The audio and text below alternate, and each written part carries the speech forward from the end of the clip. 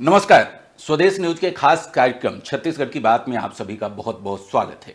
छत्तीसगढ़ की बात में आज हमारे साथ मौजूद हैं प्रदेश के युवा भारतीय जनता पार्टी के बहुत ही जहीन नेता और CGMSC के मौजूदा चेयरमैन दीपक महस्के जी।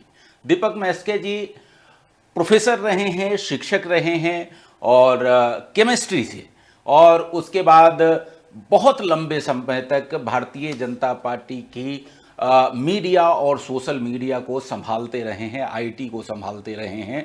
और मैं बहुत ही बेबाक तरीके से कह सकता हूं कि भारतीय जनता पार्टी की जीत जो हुई, यहाँ मौजूदा जो सरकार बनी, उसमें भी सोशल मीडिया और मीडिया के माध्यम से एक नैरेटिव गढ़ने में इनकी काफ़ी महत्वपूर्ण भूमिका रही है। बहुत बहुत स्वागत है दीपक जी।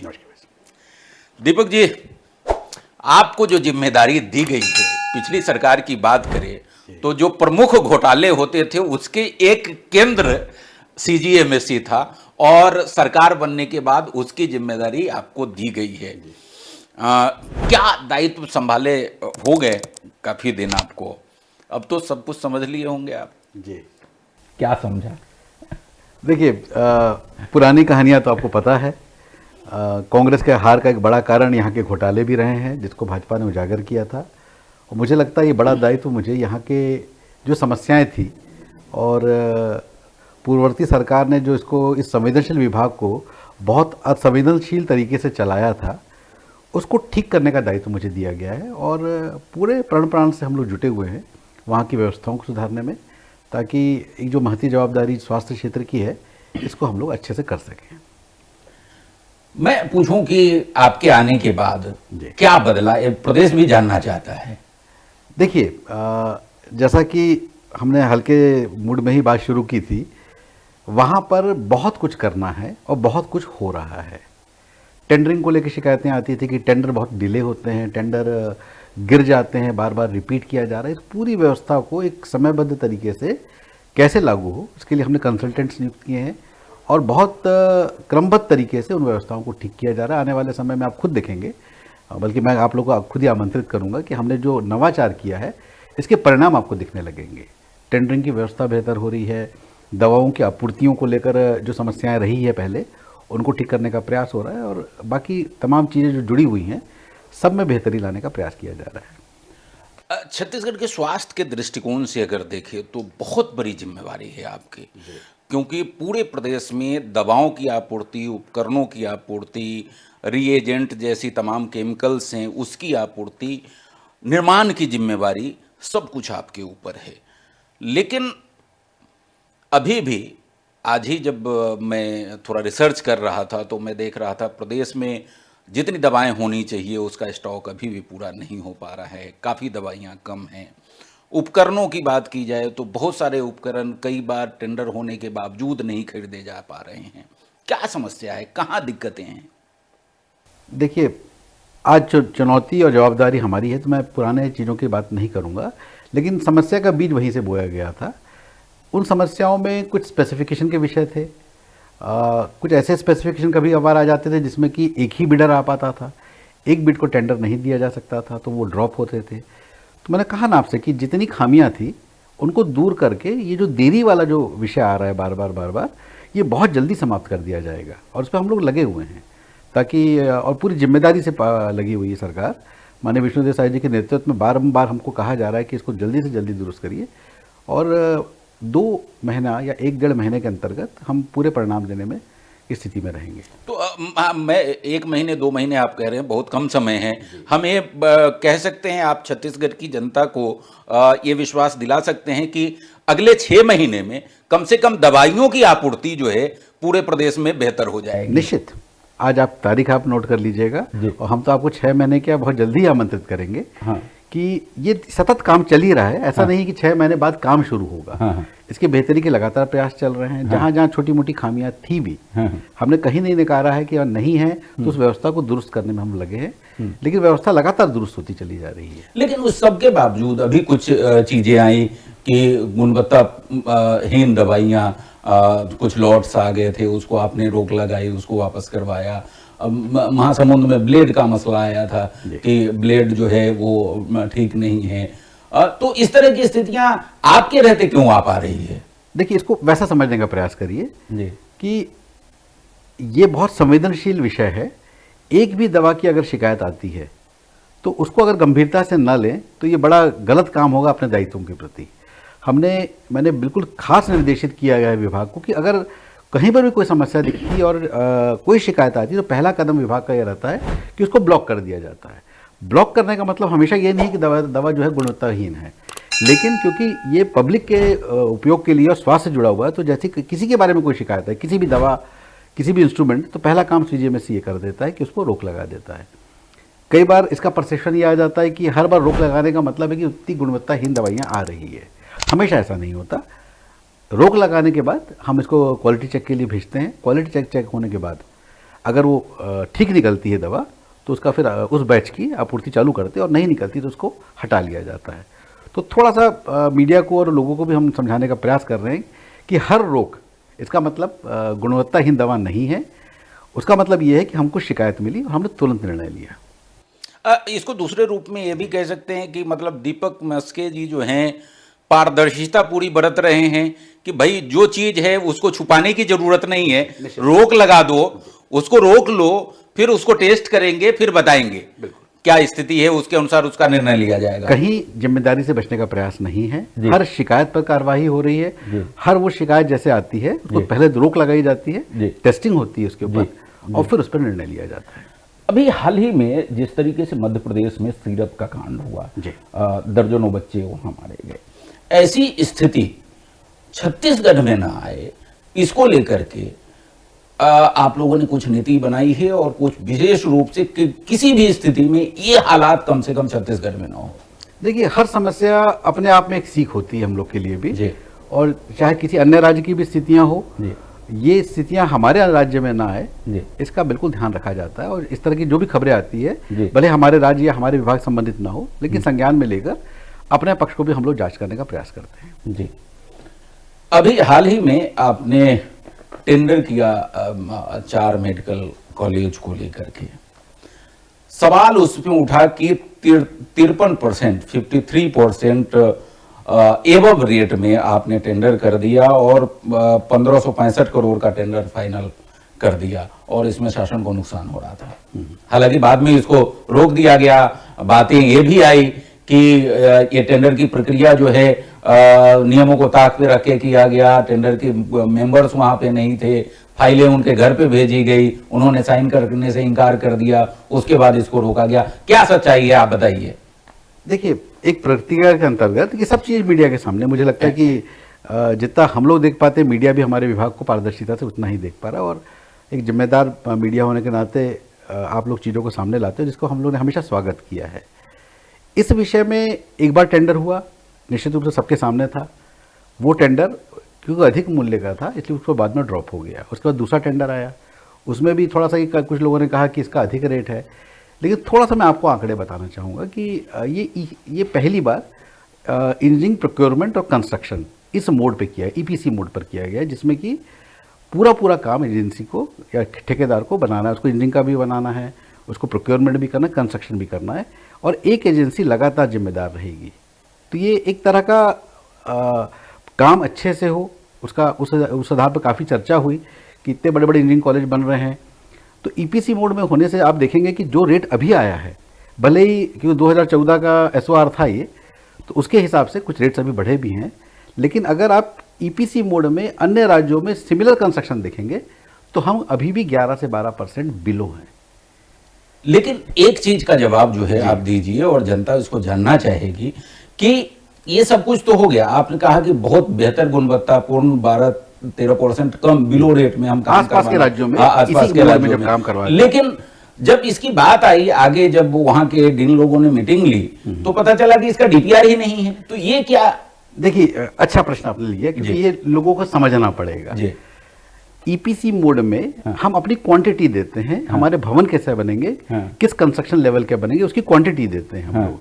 इसके बाद यही कंपनियां अपना पूरा प्लान हमारे सामने रखती है, जिसमें सेक्रेटरी से लेके सारे लोग वरिष्ठ बैठेंगे, और उसमें क्या हमारी अपेक्षाओं के अनुसार क्वांटिटी, वर्क क्वांटिटी वही है, लेकिन वो मोड कैसा रहेगा, जितना हमने जमीन दिया है उस जमीन पर कहाँ पर मुख्य भवन बन सकता है, कहाँ पर है वो, उसका सॉइल टेस्ट होता है, सॉइल की स्ट्रेंथ निकलती है, वो पूरा एक सिस्टम, पूरा प्लान बना के फिर प्रस्तुत करते हैं। उसमें फिर कई नई चीजें जुड़ती हैं और फिर उसके बाद फाइनल होता है। तो ये थोड़ा सा भ्रम है ईपीसी मोड में। सामान्यतः तो ये माना जाता है ना कि टेंडर से पहले डीपीआर, डीपीआर के बाद टेंडर। यहाँ टेंडर हो गया, रेट फाइनल हो गया, डीपीआर नहीं है। नहीं, देखिए आप वही समझिए ना, ईपीसी जो बता रहा हूं मैं, इस मोड में क्या होता है, हम वर्किंग क्वांटिटी देते हैं कि इतना स्क्वायर फुट, इतना वर्क हमको करना है, हर भवन का इतना रहेगा और ये इतने भवन बनाना है, ये हमारी जमीन है। इसके बाद ये लोगों का ही उस कॉन्ट्रैक्ट में शामिल है कि उस जाकर वो उसका लेआउट देखेंगे, प्लान देखेंगे, एलिवेशंस देखेंगे, स्लोप देखेंगे, डेप्थ में कितना स्ट्रेंथ आ रहा है, ये सारा चीज का आकलन करके एक प्लान बनाते हैं और प्लान को प्रस्तुत करते हैं। तो ये मोड अलग है, इसलिए थोड़ा सा लोगों में कंफ्यूजन है। तो कैसे समझाएंगे कि नहीं भाई, हम हैं तो सुरक्षित है, दवाई भी बेहतर सप्लाई होगी, कंस्ट्रक्शन भी अच्छा होगा, चीजें सब कुछ अच्छी होगी, कैसे आप बताएंगे और क्यों भरोसा करे जनता? बिल्कुल, बहुत अच्छा प्रश्न आपने पूछा कि क्यों भरोसा करे जनता। देखिए, ये सुशासन की सरकार है, विष्णुदेव जी की सरकार है, हर चीज़ की जवाबदेही यहाँ पर तय होती है और होगी भी ही। परसेप्शन कुछ गलत बनता चला गया, इसलिए विषय आ रहे हैं, इसीलिए आज हम लोग बैठे भी हैं। इस टेंडर की प्रक्रिया को लेकर कुछ बिंदु मैंने प्रस्तुत करे हैं, अभी भी ऐसा कुछ अगर विषय होगा तो उसको भी हमारे लोग प्रस्तुत करेंगे, आवश्यकता होगी तो हमारे अधिकारी भी बैठ के बातों को समझाने का प्रयास करेंगे, लेकिन पूरी पारदर्शिता इसमें बरती जाएगी, कहीं कोई खामी नहीं है, ये मैं स्पष्ट आश्वासन दे रहा हूँ सब चीज़ों में। जो राशि को लेकर भ्रम था वो मुझे लगता है शायद इस तरह से निकल कर आ गया है कि पिछले टेंडर में ये राशि थी, नेक्स्ट टेंडर में जो राशि कम हुई तो उसका डिफरेंस को लेकर कुछ लोगों ने ऐसा आकलन करा। घोटाले की कोई बात नहीं, सारे पेपर्स रखे हैं, अवलोकनार्थ प्रस्तुत हैं, आप मांग सकते हैं, चीज़ों को समझ सकते हैं। तो मुझे लगता है घोटाले जैसी तो कोई बात बिल्कुल भी नहीं है इसमें, और बिल्कुल सुनिश्चित करेंगे कि बहुत उच्च श्रेणी के ये सब भवन बनेंगे और सारी सुविधाएं जो शासन ने वादा किया है कि छात्रों को मिलेगी, वो बिल्कुल हमारे इसमें सुनिश्चित किया जाएगा। एक और बात इसमें आई थी टेंडर में ही कि भ्रष्टाचार के लिए 4 टेंडर को एक साथ किया गया, क्लब किया गया, जबकि जगह अलग अलग थे, अलग अलग जिलों में कंस्ट्रक्शन होना था, तो अलग अलग टेंडर निकाला जाता तो छत्तीसगढ़ के लोगों को भी मौका मिलता, दूसरा उसके रेट भी कम होते। नहीं, ऐसा कोई विषय था नहीं। अंततः 4 टेंडर हुए हैं, 4 टेंडर में अलग अलग रेट आए हैं और उसका काम भी चालू है। तो मुझे लगता है कि कुछ भ्रम की स्थितियां बीच में निर्मित रही होगी, कुछ गलत परसेप्शन बने थे, लेकिन ऐसा कोई विषय है नहीं इसमें। ये एक ऐसी जगह है जिसको पिछली सरकार में जो भ्रष्टाचार के प्रमुख केंद्र थे उसमें से एक था। 27 दिन में कार्टेल बना करके 750 करोड़ रुपए की खरीदी कर ली गई। एसीबी ने जो अपने चार्जशीट पेश किया उसमें 550 करोड़ रुपए की शासन के नुकसान का पूरा आकलन दिया है और पूरी जानकारी दी है। इस पूरे मामले में आपकी सरकार ने कार्रवाइयां की है, लेकिन सवाल ये है कि नीचे वाले तमाम लोगों पे तो कार्रवाइयां हो गई, नेतृत्वकर्ता लोग बचा लिए गए, आज भी बचे हुए हैं। देखिए, ऐसा नहीं है, एजेंसियां अपना काम कर रही हैं, अभी भी रिपोर्ट्स मांगी जा रही है, हमारे विभाग से जानकारियां प्रदान की जा रही है। जब तक जांच पूर्ण नहीं हो जाती, उसमें कौन दोषी है नहीं है उस रिपोर्ट पर आएगा। और मुझे लगता नहीं कि किसी को भी बचाने का कोई प्रयास भाजपा की सरकार में कभी होता है।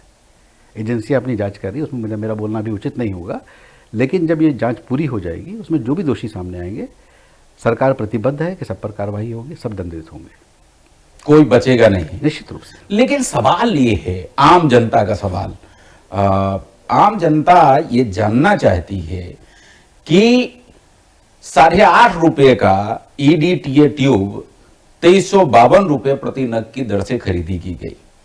5 लाख रुपए की CBC मशीन 17 लाख रुपए प्रति नग की दर से खरीदी की गई। जो एक्सपायरी रीएजेंट थे 300 करोड़ रुपए का, वो खरीद लिया गया।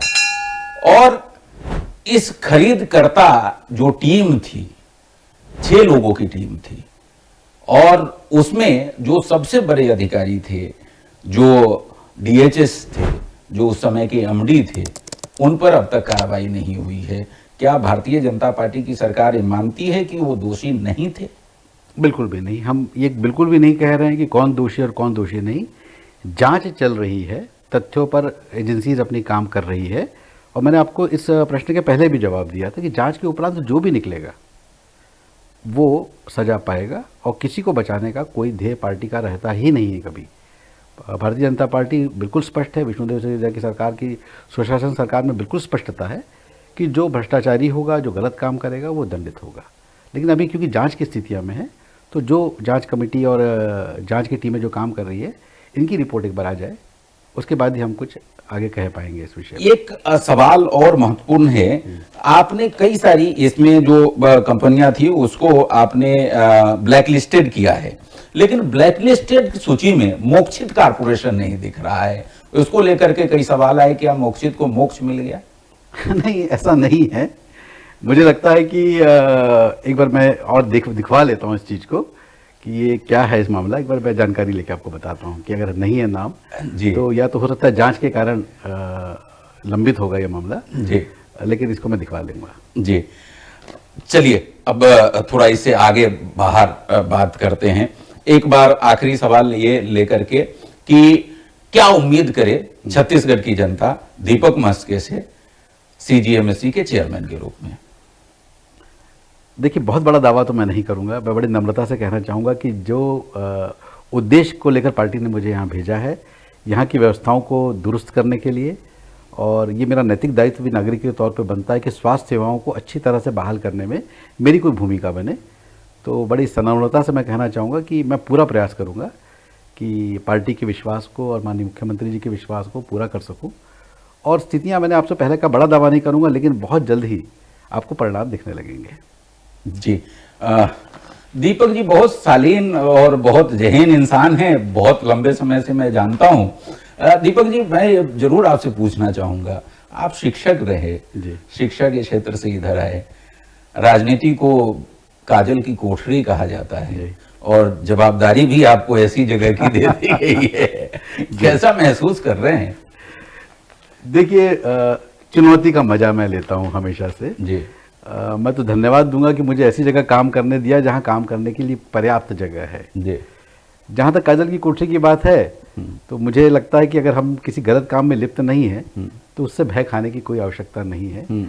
और यहाँ चुनौतियाँ बहुत सारी हैं और उसका आनंद भी मैं ले रहा हूँ, और परिणाम हमने आपसे पहले भी कहा है कि जल्द ही आपको दिखाएंगे। तो मुझे लिए तो यहाँ बड़ा आनंद भी आ रहा है काम करने में, क्योंकि जब आप कुछ चीज़ों का सृजन करते हैं तो उसका एक अपना आनंद होता है काम करने में। आप भारतीय जनता पार्टी के प्रवक्ता भी रहे हैं, सीनियर युवा नेता हैं, 2 साल आपकी सरकार के हो गए हैं। आपके कार्यकर्ता पूरी तरह से खुश मुझे नज़र आते नहीं हैं। उनकी अपेक्षाएं जो है 2 साल में सरकार केवल सब कुछ चुस्त दुरुस्त करने में लगा दी, कार्यकर्ताओं की तरफ जिस तरह से देखा जाना चाहिए उस तरह से नहीं देख पाई। फिर हम कह रहे हैं, इस तरह का परसेप्शन कई बार जो सत्ताधारी पार्टी रहती है उसको लेकर रहता है, लेकिन कार्यकर्ताओं में कहीं कोई रोष नहीं दिखता। देखिए, सबसे बड़ा उदाहरण है, आप हमारी पार्टी की बैठकों में आके देखिए, भरपूर कार्यकर्ता आते हैं, छोटी सी भी बैठक रहेगी। वो तो नहीं आएंगे तो जाएंगे कहाँ? मोदी जी की पार्टी है, शाह जी की पार्टी है, कितने भी नाराज रहेंगे आना ही पड़ेगा। नहीं, ऐसा नहीं है। और फिर भी परिवार में अगर कहीं कोई ऐसी स्थिति आती है तो पार्टी ध्यान रखती है चीज़ों को, लेकिन बड़े स्तर पर मैं बिल्कुल ही इस चीज़ से असहमत हूँ कि हमारे कार्यकर्ताओं में कोई नाराजगी है।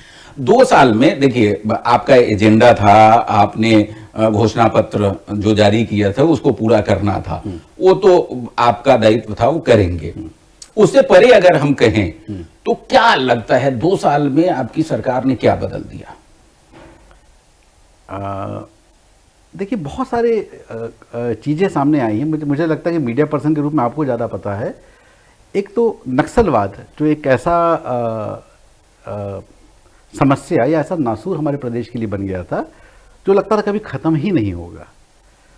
और माननीय अमित शाह जी ने, गृह मंत्री ने, जब ये कहा था कि 31 मार्च 2026 तक हम समाप्त कर देंगे, तो बड़ा ऐसा लगता था कि ये पॉलिटिकल बात एक बयान जैसा है और क्या कोई ये चीज़ हो पाएगी। वास्तव में सभी को लगता था, लेकिन परिणाम आप देख रहे हैं, छत्तीसगढ़ में इस तरह की कार्रवाई कभी नहीं हुई है और नक्सल मुक्ति की तरफ हम बढ़ रहे हैं, ये आज नागरिक महसूस कर रहा है।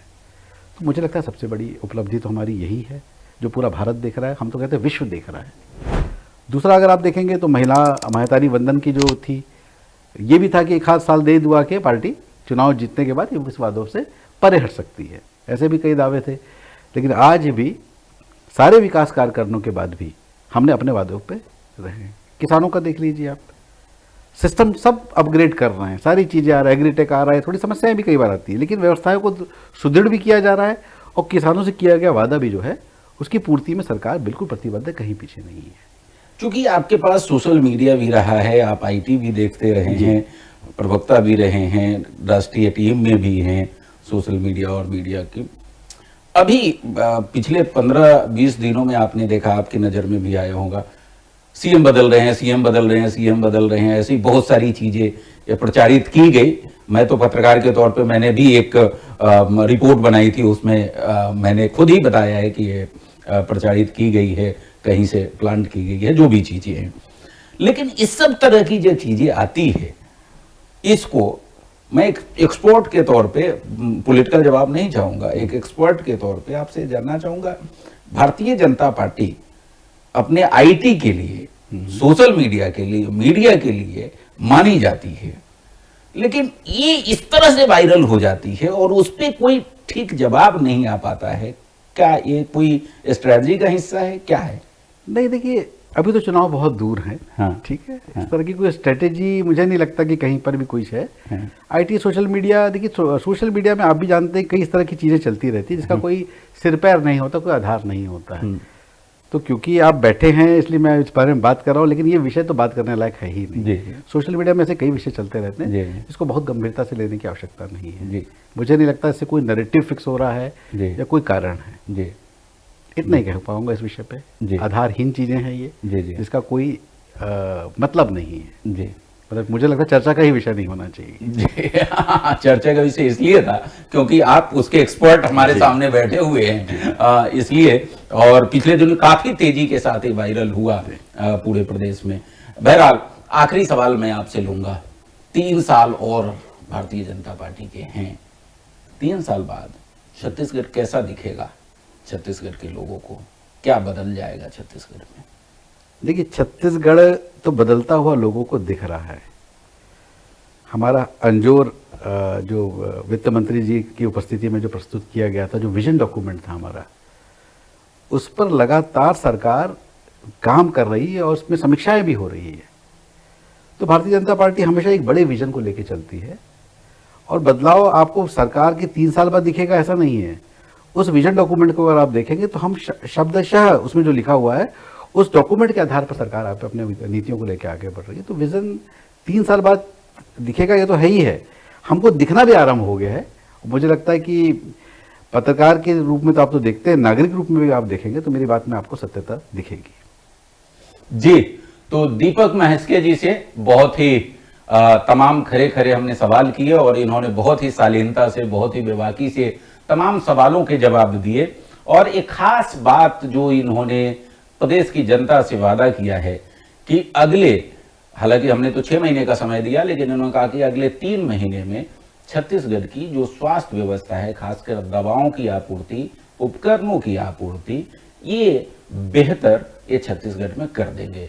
हम स्वदेश न्यूज की तरफ से इनको शुभकामनाएं देते हैं और खास तौर पे इसलिए कि इन्होंने कहा कि चुनौतीपूर्ण जिम्मेवारी मिली है ऐसी जगह की जहां पर एक घोटाले का प्रमुख अड्डा माना जाता था। तो मेरी शुभकामनाएं हैं कि दीपक जी जिस स्वच्छ राजनीति के एक चरित्र के तौर पर अब तक जाने जाते रहे हैं, यहाँ से निकलने के बाद भी उसी तरीके से जाने जाते रहे। बहुत बहुत शुभकामनाएं आपको, आपने समय दिया, बहुत बहुत धन्यवाद।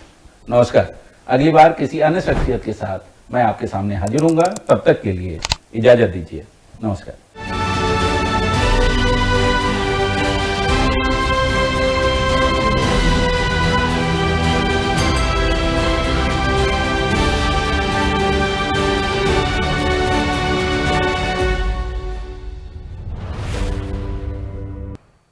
ऐसे ही वीडियोस के लिए लाइक करें, शेयर करें, फॉलो करें। YouTube पर जाकर सब्सक्राइब कर बेल आइकन दबाना ना भूलें और ताजा अपडेट्स के लिए swedeshlive.com पर जरूर जाएं।